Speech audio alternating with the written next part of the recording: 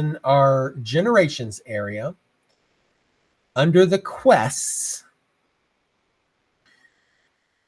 we've got the different quests that are available. There are 4 new quest items in this getting started.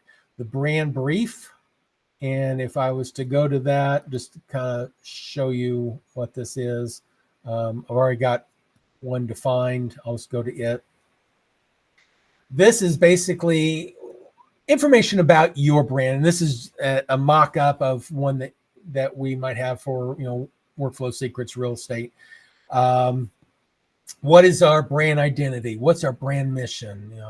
Our market positioning, contact information, our team layouts, and you can create this. Some of this is actually built from the information that you've already got in your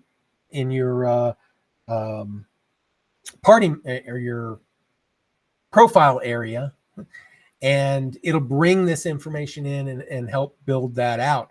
The advantage here is now you have one document that really describes everything about you and stuff like that. And this is going to be important very soon, because we're going to be adding a new area for doing some ads and stuff.